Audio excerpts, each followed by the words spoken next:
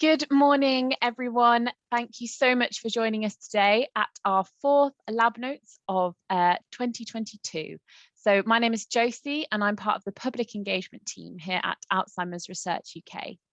Today we are hearing from Dr. Neil Graham from Imperial College London and Christine Ridout, who is Associate Director of Research and Policy at the Health Policy Partnership. They will share the current knowledge and research into the possible links between head injury and dementia. But first, before we get started, I'll just go over some housekeeping. So during the event today, you are welcome to switch on the automatic subtitles using the CC button at the bottom of your screen. They're not 100% accurate during the live event, but they will be edited so they are correct on the event recording. If you've missed previous events, you can watch them back in your own time as they're all available on the Lab Notes webpage or our YouTube channel. During this event, if you would like to ask a question, you need to click on the Q&A button at the bottom of your screen, which will bring up the Q&A box where you can type your question. Please do submit your questions throughout the event and we will answer as many as we can in the Q&A session after the talks. So now we're going to ask you a few poll questions because while we can't see you due to the online format of the event, we're really keen to know a little bit more about you. So hopefully these questions should be appearing on your screen now, and then you should be able to see there's answers to those too. And thank you so much for answering those questions. Without taking up too much time from our fantastic speakers, I will just give a really quick overview of what dementia is and why we are interested in looking into the link between head injuries and dementia. So I've got a couple of slides that I'm going to share with you, and hopefully you should be able to see those. So I think the question that we get asked the most is, what is the difference between Alzheimer's disease and dementia? So to explain, you can think of dementia as a bit of an umbrella term describing a range of different symptoms like memory loss, personality changes, problems recognizing people, or getting lost. What causes these symptoms are different diseases, and Alzheimer's is the most common of these diseases. About 60% of all people with dementia are thought to have Alzheimer's disease, but there are other types of dementia you also may have heard of, such as vascular dementia, dementia with Lewy bodies, frontotemporal dementia, and mixed dementia, which is when doctors think somebody's symptoms are caused by a mix of these diseases. So what actually happens in the brain when someone has dementia? Well, this is the bit that we're trying to understand. We know that dementia is caused by physical brain diseases, which are causing physical changes. Our nerve cells are the important cells which carry messages and information across our brains. And when someone has dementia, these cells can become damaged and die. Certain parts of our brain start to shrink. In a person with Alzheimer's disease, their brain can shrink by about 140 grams. This is about the weight of an orange. So our brains are not just responsible for storing our memories. They control everything we think, feel, say, or do. So when a person has dementia, they might also experience changes to their personality, behavior, mood, or emotions. Every person's experience of dementia is different and unique. So why are we interested in this link between head injury and dementia? Millions of people around the world experience head injuries every year, and studies have shown that there is a link between people who experience traumatic brain injury, or TBI, and dementia. Researchers have found that some ex-professional sports players are at an increased risk of developing dementia, but there has been really limited evidence to determine why this is the case, and whether the risk applies to other populations, and how this risk could be addressed. Physical activity and exercise have a beneficial impact on cognition, brain health, and even the risk of developing dementia. Playing sport is a great way of staying active and looking after your heart and brain health, as well as having positive social interactions. However, you may have seen in the news recently some of the headlines which might mention and talk about this link between head injury and sport and dementia. This week, we have launched a report to look into these links between head and brain injuries and dementia. This report sheds light on where some of the gaps in our current knowledge are and where future research should be focusing. I won't say much more for now, as I know Christine is going to tell us a lot more about this report in her talk shortly. So today, our speakers will be talking about the links between head injury and dementia and the understanding that we have so far. We'll be hearing from Neil first, followed by Christine. Once they've given their talks, I will return to the screen and we'll move to the Q&A session. You can submit questions at any point during the event, and we will try to answer as many as we can in the time that we have. Just to say that we can't provide clinical advice in response to questions about your individual situations. So please get in touch with our Dementia Research Info line or your GP if you have specific or personal questions about your own experiences of dementia. So without further ado, it's my pleasure to introduce our first speaker, Dr. Neil Graham. Neil, over to you. Well, thanks so much for the invitation to speak today. So let me just share some slides for you. Great. Hopefully you can see that all right. So I'm Neil Graham. I'm a neurology doctor. I'm a clinical lecturer in neurology based at Imperial College London, and my particular interest is in head injury, so particularly kind of trauma to the brain, and how that relates to neurodegenerative diseases and dementia. And so I think this is a really timely topic. I think there's been a lot of interest in this. I think rightly so. So what I thought I'd do is take you through some of the background to this area. So this is not a new field, but it's one that I think perhaps has historically been relatively overlooked. To talk about what we know, to describe what we don't know, and hopefully to make some suggestions about how we can kind of bridge the gap between those two things. Because I think this is a problem, to be very blunt. I think head injuries and dementia is a problem.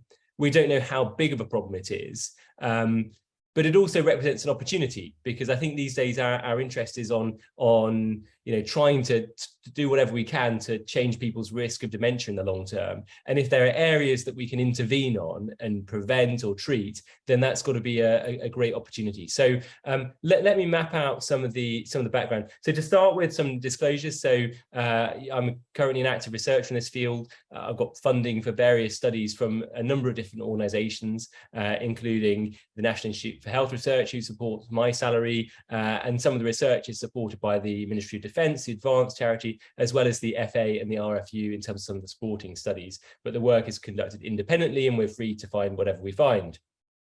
So to start then with a sort of news headline. So this was a headline in the New York Times a couple of years back in 2017.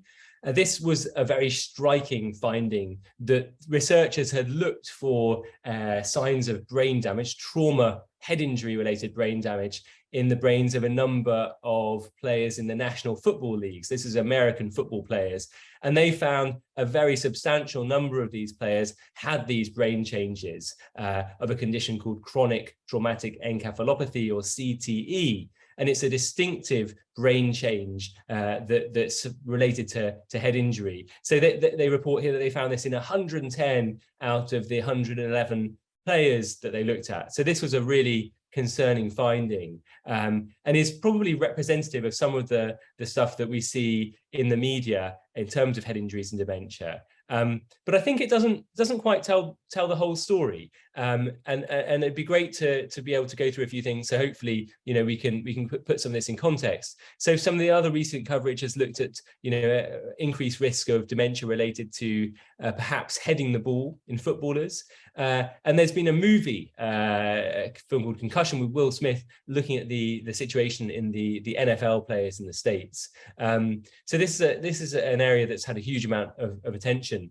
but it's not a new area. So looking back in the scientific literature, so in the early sort of 20th century, you can see characterization of a dementia-like problem in retired boxers. So the language hasn't aged terribly well, but this is talking about fighters who were said to be cuckoo or goofy or slug nutty. So these are people who had a cognitive syndrome that was described by Harrison Martland. They also had some signs of movement disorders, so Parkinsonism, and these retired boxers had a number of symptoms that were kind of characterized. And the suggestion by this neuropathologist, so the brain scientist who was examining these people, so he had a number of of people that he examined was that this was related to traumatic injuries to the brain, so some physical effect of forces within the substance of the brain.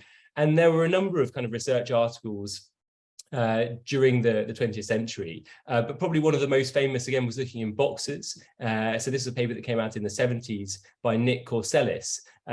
This was looking at the brains of retired boxers who've been in a hospital in Essex called the Runwell Hospital, and showed for the first time some of these chemicals or clumps of chemicals within the brain, so that we see in conditions such as Alzheimer's disease. So things like amyloid and tau that might very well be contributing to people's problems. So this is kind of building some sort of mechanism whereby you could link the physical forces within the brain to producing abnormal, harmful kind of clumps of proteins, which might lead to people's symptoms.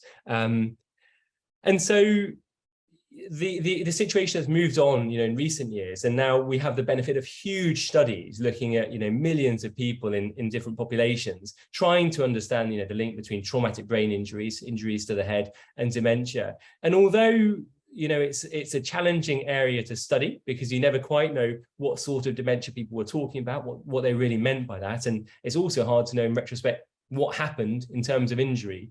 You can see that there's an increased risk of dementia of various different types, but certainly for all kind of types of dementia, if you lump them together, your dementia risk is increased by having a sort of single moderate to severe severity traumatic brain injury.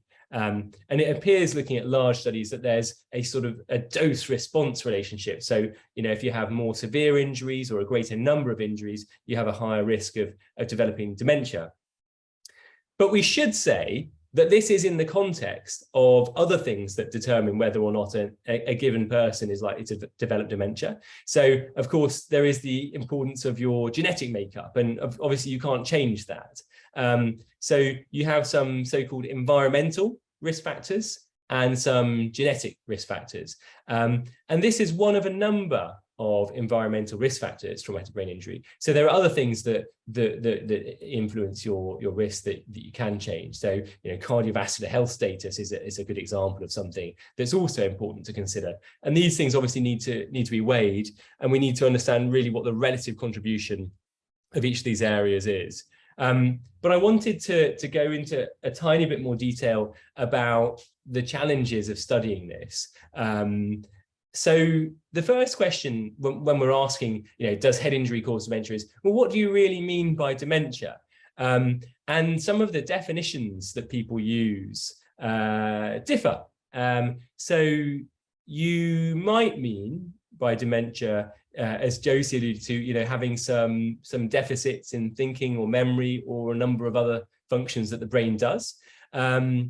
Or you might mean, which most neurologists I think would probably mean when they say dementia, a progressive process. So Alzheimer's disease, for example, is a good example, unfortunately, of a disease that progresses and degenerates over time and causes worsening in symptoms. And I think it's important to be clear because, from a patient's perspective, one needs to know whether this is something that's going to remain static or is going to get worse over time. And the second question is, well, what do you mean by traumatic brain injury or head injury? Are all head injuries problematic in terms of causing problems in the long term? And the scientific evidence on this is really not very good. So there's been lots of focus in the sporting world on concussions. So this is usually termed, is usually thought to mean injuries where you have a hit to your head and that causes some symptoms. So possibly some clouding of consciousness, some headache, some dizziness, some imbalance, and so on. And those are typically very mild injuries, and people get better rapidly, but it's a sort of symptomatic hit to the head. But of course, there are, injuries that people have. You might conceivably have some damage to the brain without having symptoms. So these are called, sort of subconcussive hits. So, someone might be playing a sports game and have a knock to the head where they have no new symptoms related to it and carry on as usual, but might have sustained some subtle damage. And I think one of the questions is, what severity, how bad an injury is required to cause problems in the long term? And, how many are required. And it may be that varies between different people and is a kind of cumulative phenomenon. So there's a great deal of uncertainty in this area, but I thought I'd at least share that with you, so sort of contextualize things. But there are scientific reasons to believe that physical forces applied to the nerve cells within the brain might be an important thing in producing long-term problems. So this is a slightly technical diagram, but it shows how you can generate these abnormal clumps of chemicals, of amyloid and tau, which can be seen in different neurodegenerative conditions. And there's some suggestion that once these are generated by an injury, these can be like little seeds, which can then spread throughout the brain potentially and cause further problems. And tau is the protein that's of particular interest in this condition, CTE, chronic traumatic encephalopathy. And you can see here a picture of tau hanging around a blood vessel in some of the cells that are located in that area. And it's thought that that's the case because the forces when people have a head injury are localized or most amplified at the bottoms of the depths of the grooves, the folds in the surface of the brain. And so because across the world, there have been people who've donated their brains for medical research who've had head injury histories. Teams like the team in Boston, who published the paper showing 110 of the 111 National Football League players had these CTE, trauma-related tau chemical changes in the brain. We know quite a lot about the pathologies associated with trauma, and some teams have attempted to find a kind of a staging over time. So on the left here, you can see some mild or relatively mild quantities of tau staining in the depths of the grooves of the brain. And on the right, you can see what would be proposed to be a more extreme case of somebody who has tau throughout the brain, suggesting that there's some sort of, over time course of progression of this. But one of the challenges here is that we don't have tools to diagnose this in life. And if you could see what was happening while people were alive, you could be very confident about the progression and also what symptoms people had. And that remains a huge uncertainty. And I think this is just supposed to illustrate the case. So this is in the context of Alzheimer's disease. So the two black and white pictures at the top are two different brain scans. These are PET scans looking for amyloid. So this is another one of these proteins that clumps up and causes problems in Alzheimer's. And you can see one of those scans is normal, so the one in the middle of the screen, and the one to the side, which doesn't show any sort of differentiation between the gray and white matter, is an abnormal scan.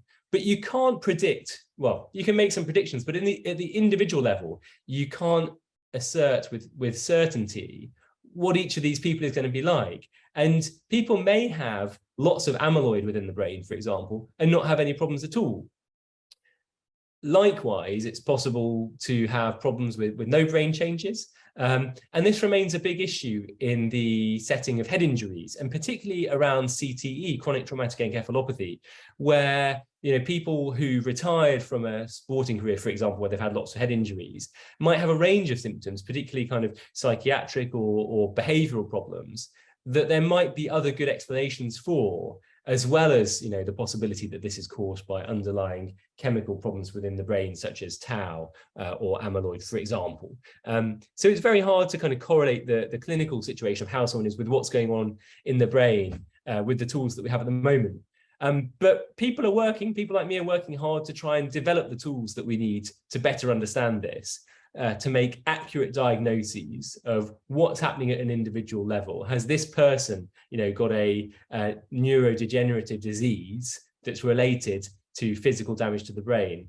And so, our focus is on what tools can we use to identify this in life and help individuals and understand more about the condition. So this is some pictures of brain scans or analysis of brain scans using MRIs in people who've had a single more severe traumatic brain injury, showing that years after injury, you can see volume loss, so shrinkage of the brain, in particularly within the white matter, the substance of the brain, the connecting fibers, in people who've had these injuries, so much more so than you would see in people who hadn't had the injuries that were the same age.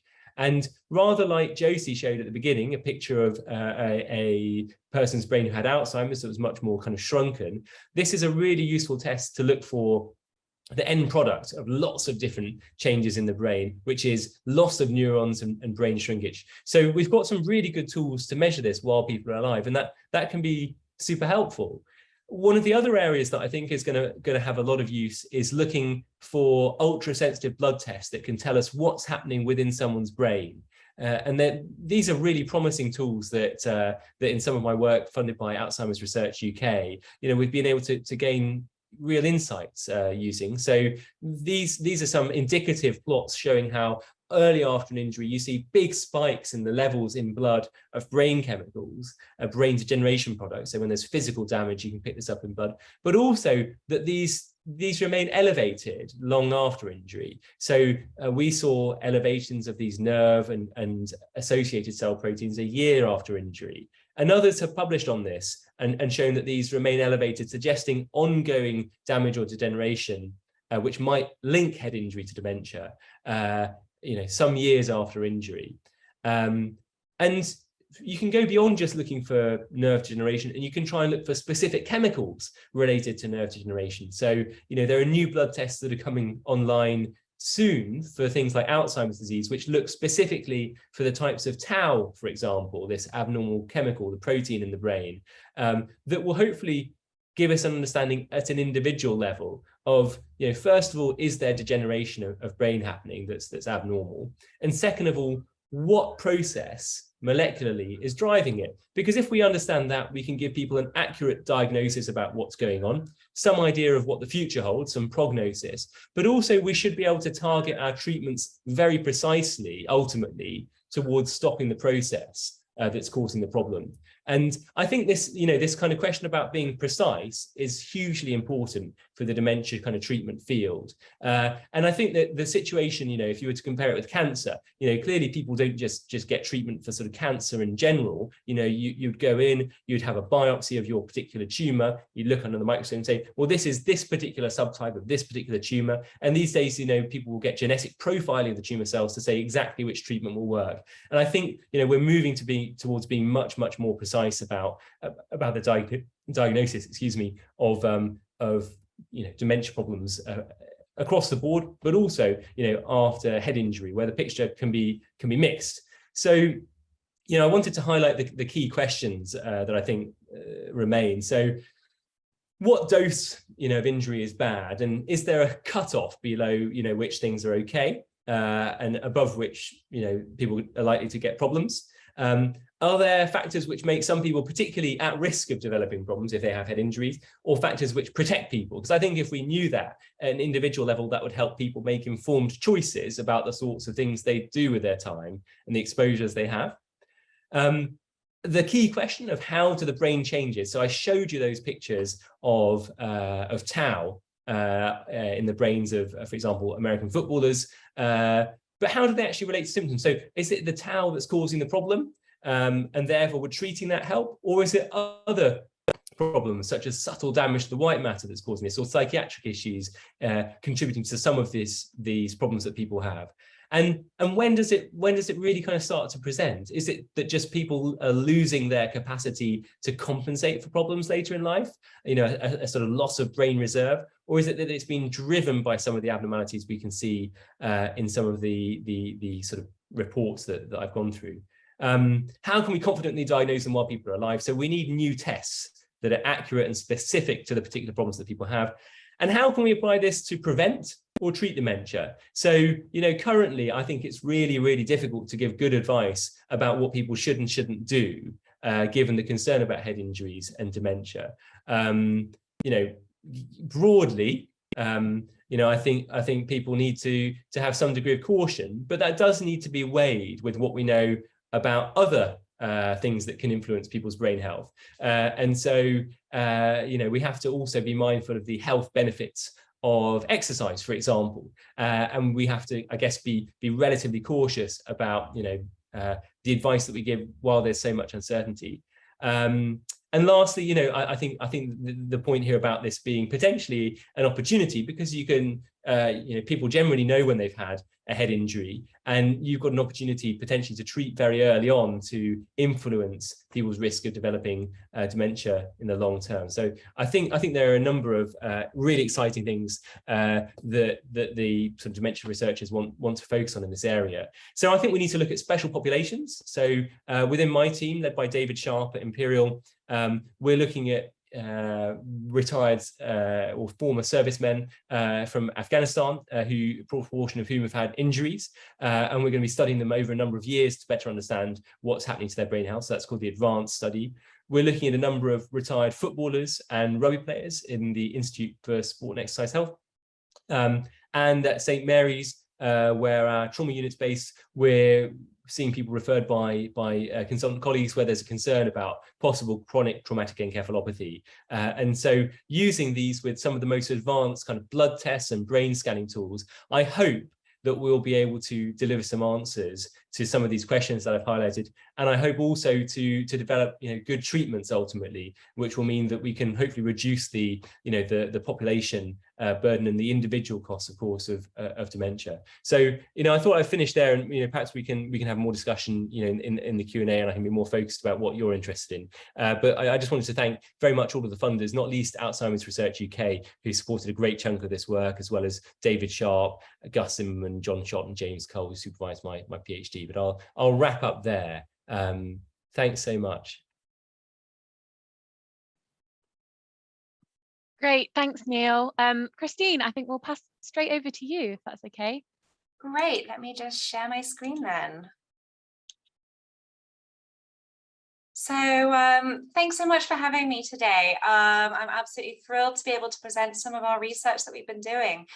So my name is Christine Ridout. I am Associate Director of Research and Policy at the Health Policy Partnership. And we've been working with Alzheimer's Research UK over the past 10 months or so on the topic of sports, physical activity, and dementia risk. Together, we've really been trying to zoom out on this very large issue and try and understand, again, much like what Neil said, what do we know? What do we not know? And then also try and find a consensus on the research priorities for the future that will begin to address these many, many gaps in our understanding, ultimately to hope to find new treatments, find new ways of testing and monitoring and supporting people with dementia. So firstly, I wanted to discuss what we actually know. We know that there are 12 modifiable risk factors for dementia. These 12 factors do account for up to 40% of dementias, but importantly, it is not all dementias. 60% are attributed to other factors, genetics and other wider aspects that are not so modifiable. But these 12 risk factors are depression, diabetes, hypertension or high blood pressure, obesity and physical inactivity, low social contact, traumatic brain injuries, excessive alcohol consumption, smoking, education status, as well as hearing impairment and others. Here, obviously, we're talking about head impacts, physical activity, and traumatic brain injuries. So I'm going to dive into those two, but I think it's helpful to see this all as a whole and as part of people's lifestyles and people's daily activities. So diving into physical inactivity first, which I'm going to choose to call physical activity for a slightly more positive stance. I think we all know that physical activity is beneficial for our physical health, but we can also really clearly state that it is beneficial for your brain health too. The research seems really clear that physical activity has significant benefits for cognition and can reduce your risk of developing dementia. One study found that approximately 2% of dementia cases could be reduced or eliminated with improved uptake of physical activity. However, physical activity also has indirect effects on dementia risk, including these other risk factors. So things like social inclusion, obesity, that high blood pressure again, and diabetes. And participation in physical activity can also really improve moods and experiences for people who have depression as well. So it's really important to see this as a whole and see it as, again, that lifestyle and protective factors, and really understanding these relationships can offer really important means of preventing dementia and provide clearer guidance for people to reduce their own, and for me to reduce my own risk, and really better understand what we can do to protect ourselves against potentially developing dementia. And then, as Neil said, there are lots of different types of traumatic brain injuries, or TBIs, from very mild injuries that don't show any symptoms whatsoever to very major ones that include loss of consciousness and other really long-term and quite significant symptoms. And a wide spectrum of traumatic brain injuries in sport are common. But different sporting activities have a really different frequency of head injuries, a different pattern and force of brain injuries as well. For example, playing football and heading a ball creates a really different force on the brain than, for example, a rugby tackle, which in turn has a really different type of head injury for something associated with horse riding or cycling. And this link between traumatic brain injury and dementia is becoming increasingly compelling, with many long-term studies really beginning to show a marked association with these two factors. But there are really still lots of unknowns. We really need to understand the link between all types of traumatic brain injuries in sports, not just the major traumatic brain injuries. And more research is really needed to understand the mechanism of neurodegeneration. And as Neil said, what causes some people to be apparently at greater or lesser risk, and ultimately how to educate people to protect themselves, and for sporting bodies and schools and other bodies to protect them against these risks without preventing people from participating in sports and getting all of the benefits that come with it. Despite these compelling links, there are still a whole host of unanswered questions, and ultimately there really is sort of right now an insufficient amount of evidence to really be able to answer the key question of what is my risk and what can I do about it. On both sides of the equation, there are key gaps. Is there an intensity or frequency or other threshold at which traumatic brain injuries become harmful? Who is at most risk of these traumatic brain injuries? And what makes someone more susceptible or more resilient to them? And are those susceptibility and resilience factors even related at all to overall demential risk? And on the side of physical activity too, there's still a lot that we don't know. What the underlying mechanisms are that link that physical activity and dementia prevention. At what stage in life physical activity may or may not have the most benefits, and are there certain types of physical activity that provide the most benefit? And ultimately, does it even matter? Is it better to be generally active or do specific activities? There's so much that we really need to unpick and understand that will really help make these better policies and make a much better environment for people on both sides. And simply in the realm of dementia, there's just a lot that we don't know. What really is happening at the brain at a very cellular level as someone develops dementia? Can we begin through science to assess someone before dementia symptoms are really coming to the front? Are there biomarkers or other tests that could be used to objectively measure head impact or traumatic brain injuries or even neurodegeneration? And these are coming on board as we go through the years, and it's really important to make sure that we have those tools and a wide range of those tools at our disposal. And compounding these gaps is the core challenge in dementia research, sometimes called the latency challenge. The fact that our action, here exposure to physical activity or a brain injury, how that is followed with changes in your brain across a decade that we simply don't understand, with all sorts of confounding factors and lifestyle choices along the way. And these changes within the brain may or may not lead to the development of dementia, or even protect against it in the fact of physical activity. And really understanding what happens across these decades is absolutely essential to understand the disease and individual risk factors, as well as protective policies that should be in place at a population level. So earlier this week, my company, the Health Policy Partnership and Alzheimer's Research UK, launched the report, Dementia and Sport Research Priorities for the Future, which outlines 4 ways in which we can begin to answer some of these questions and work around this latency challenge. We worked with lots of clinicians and representatives from sporting bodies, from football, rugby, horse riding, alongside other experts and representative people impacted by this very issue. And these were the research priorities for the entire field that we came up with. Firstly, to establish an international research consortium with research teams and funders from around the world. Why do we need to do this? Ultimately, there are lots of limits to the existing research that make it quite difficult to compare data and to draw overarching conclusions. As Neil was saying, definitions have changed over time, and people use different markers and different ways of assessing people, and also different lengths of follow-up. And a much more standardized approach to research through an international research consortium could really help to coordinate research efforts and ensure very consistent methodologies and definitions across these studies.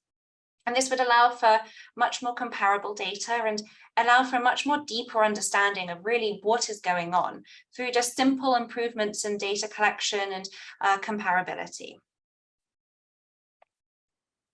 Next is developing a varied panel of biomarkers that could help detect and manage traumatic brain injuries, but also neurodegeneration. We don't really have an empirical way right now of measuring brain damage from a traumatic brain injury, or the diseases that do drive dementia. Brain injuries are currently diagnosed through symptom reporting and identification in many, many cases. And we need to really have a way to detect those cellular level changes in the brain's activity and the brain's health, importantly. And we really hope to do this with biomarkers. And as Neil said, there are lots of different biomarkers that could be used through MRI imaging or PET imaging, as well as analysis from blood or saliva or cerebrospinal fluid. And really the ultimate goal is to have a wide range of biomarkers that have different durations of measurement and looks at different aspects of brain health, to really allow us to paint a very detailed picture of a person's brain health from the moment of a traumatic brain injury all the way through to later life investigations of the causes of someone's dementia. And in future, these biomarkers could allow us to identify each person's individual risk factors and maybe even track their brain health throughout an entire life course. And this could absolutely become invaluable. Our third research priority was to conduct long-term studies that monitor specific populations over several decades and really looking holistically at the factors that may influence neurodegeneration. Longer-term studies are really important so that we can better understand the effects of being physically active, having a TBI, and developing cognitive decline or dementia. Some studies that we have right now only last a few years, and they may not be long enough to really detect the changes in brain health that occur over decades and really begin to clarify the potential cause and effect relationship between someone's physical activity, exercise, cognition, and their risk of developing dementia. And increasing the size and the duration of all types of studies would really provide important results that can make a huge leap forward in our understanding of what's happening in the brain. And as well, creating multiple cohorts of people that we follow across a lifetime would really make a difference in the amount of information that can help us understand this cause and effect relationship. And finally, exploring traumatic brain injury outside of elite sports and understanding the risks of underrepresented groups, such as children, females, and people playing grassroots sports. Millions and millions of people around the world are involved in sports every day. And despite this, much of the existing research to date has been upon elite male athletes, and other groups might be at risk of long-term neurological damage that we just don't know about yet. But it is increasingly clear that these different groups do have different risk factors, different injury patterns and recovery patterns to these male elite athletes. And this research is really crucial so we can really understand every person's protective and risk factors for dementia, not just arguably fit, healthy young men who have a unique situation where they have a high number of potential brain injuries. I think we can all agree that elite male athletes are not necessarily representative of the entire general population. And with this information on a much broader selection of people, we can really begin to create those properly tailored and evidence-based supportive and policy interventions in the future, ones that are really a reasonable response to the risk that's actually faced by people.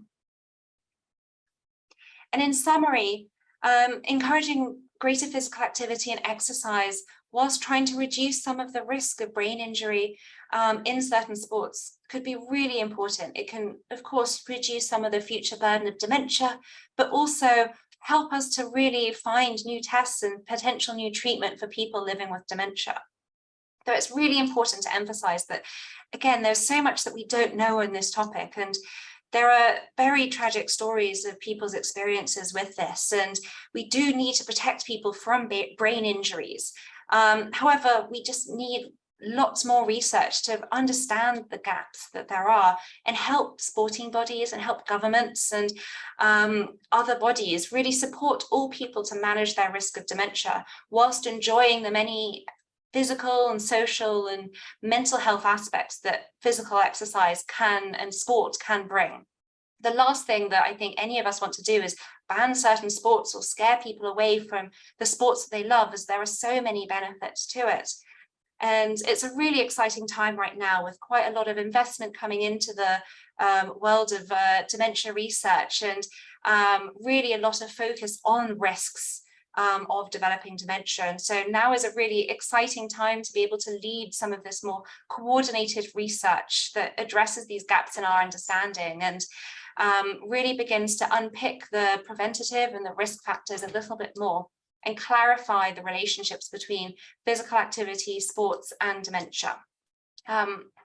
Thank you so much, and I'd love to invite Dr. Neil Graham and then Josie as well back to the stage with me. Great, thank you so much, Christine, and thank you as well, Neil, for both of your fascinating talks. That was really, really brilliant and so interesting.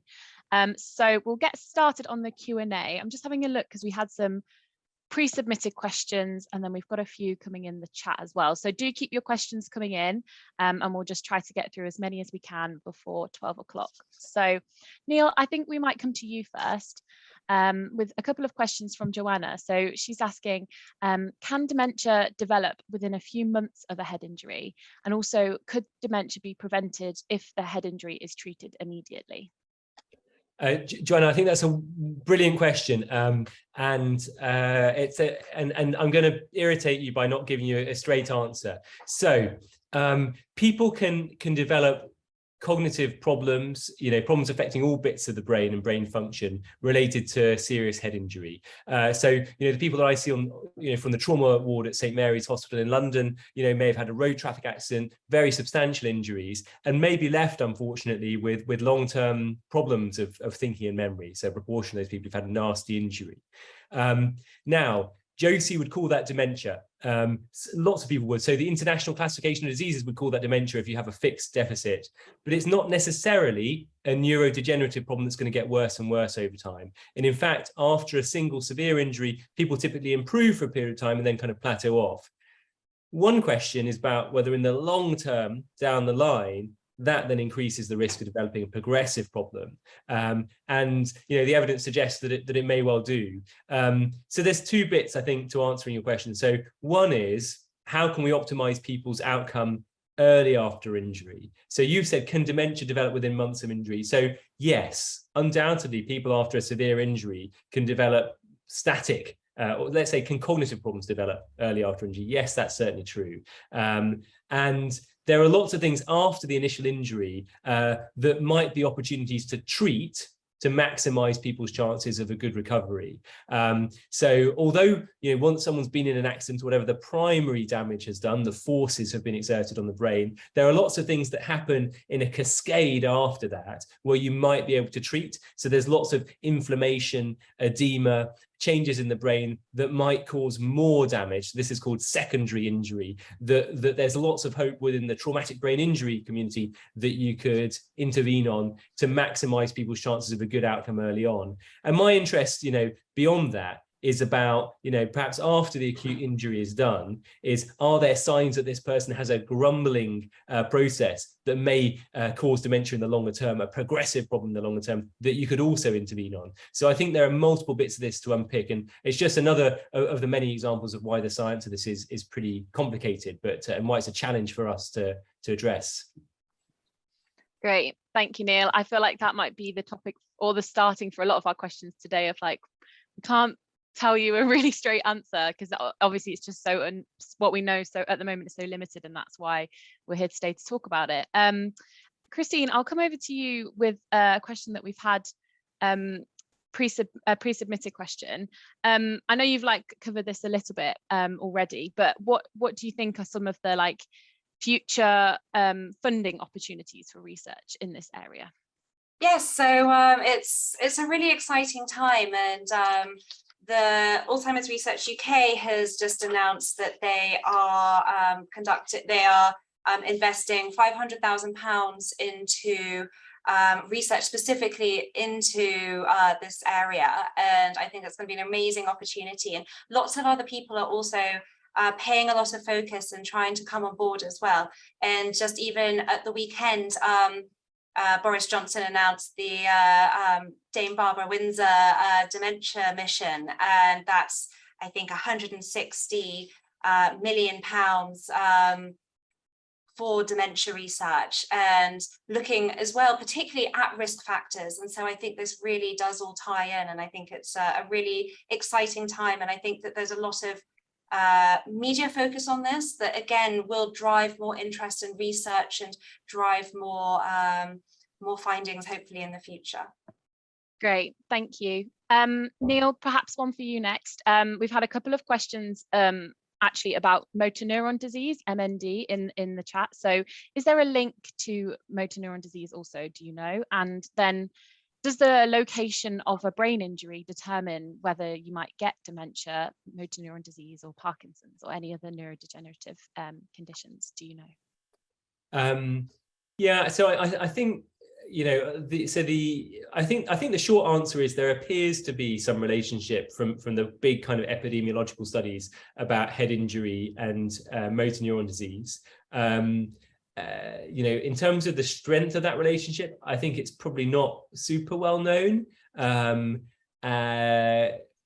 But yeah, I think that probably is the case. Certainly from a kind of mechanistic perspective, some of the chemical changes that one sees in motor neuron disease can be generated in kind of experimental investigations that people do to look at and understand the science of kind of brain cell damage after trauma. So I suspect it's plausible. The relative importance of that in relation to all of the other things that kind of modulate people's risk of getting that particular problem, I think is very unclear. A bit like if we were to talk very specifically about Alzheimer's disease, for example. So I think that's a really important question, and I think that some of these kind of studies that we're talking about following people up for a long time following injuries and doing all their different kind of tests to find exactly what's happening in the brain are going to answer those.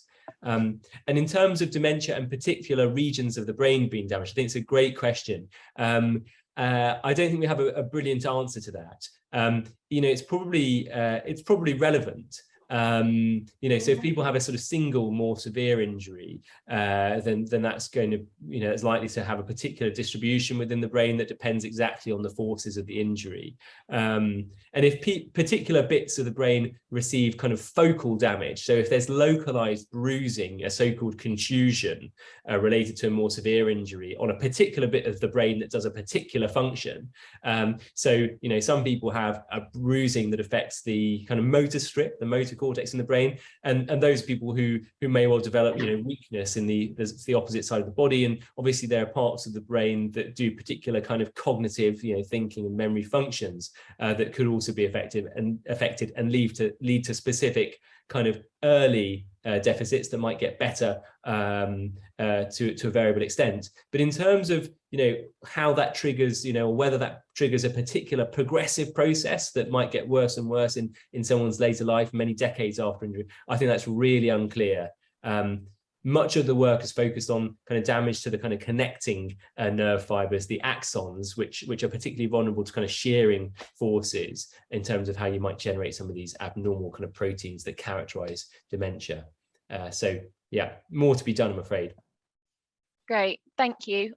We had a question that had come in, a pre-submitted one, about a blood test for Alzheimer's disease that's currently being tested. And this person's asking, why is it taking so long to be available? So they say, why is the blood test currently being tested for Alzheimer's taking so long to be available generally? There is no real risk to the patient as it's taking blood out, not introducing a new chemical. Perhaps, Neil, you could talk a little bit about that and maybe touch a bit about biomarkers and that sort of explain a little bit about that kind of area as well. Yeah, I hear your frustration. I think and I think what we want to do is kind of translate and deliver the scientific advances into the clinic as rapidly as we can kind of safely do. There are some technical things about these new blood tests for brain damage or neurodegenerative proteins such as we see in Alzheimer's disease. So these are done on new kind of analyzers that look for incredibly low concentrations in blood. So these are 0 point and then maybe like 15 zeros kind of thing. This is the sensitivity of the machine. 0.1 molar concentration. So these are tiny concentrations that we're looking for, and that means that that you have to be really, really, really confident in the test, because it may be that someone, with dementia has maybe 10 times the level of that chemical in their blood, but we might then be talking about 0.0000, 11 zeros and then 1 versus, 0.5. And so I think you have to be confident that it definitely does what you think it's doing, that it's accurate. And some of the challenges have been about standardizing these test readouts across different machines and between different batches of chemicals when you kind of load up the machine to do the test. So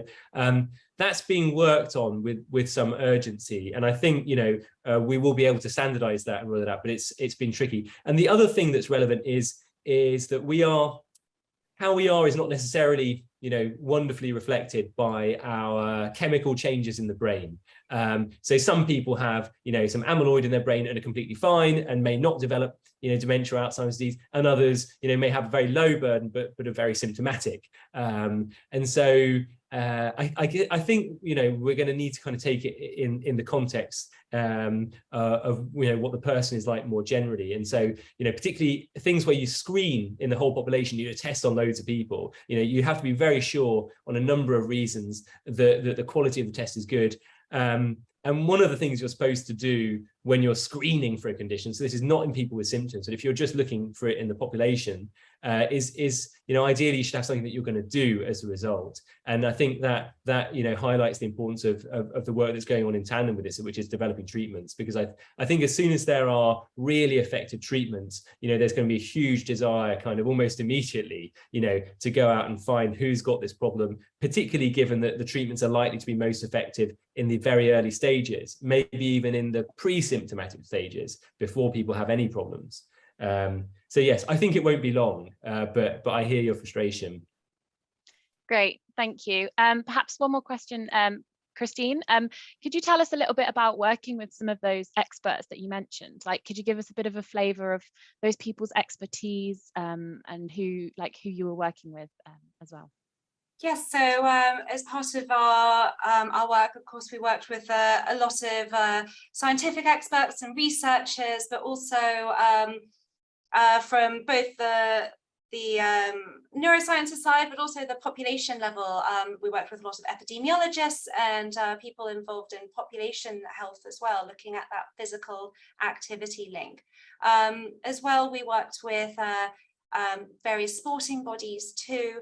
As I said, the Rugby Football Union, the FA, and representative group for horse riding as well, to make sure that we took into consideration lots of the pressures that they're under as well. I think it's a really important time to be able to all come together and have just a frank discussion of the state of the research. And I think that was a really valuable moment to bring together researchers, kind of epidemiologists, the sporting bodies, and then also finally representatives of people who have dementia and different bodies looking after people with head injuries too. I think it's really important to just bring everyone together to have that frank discussion of what people's priorities are.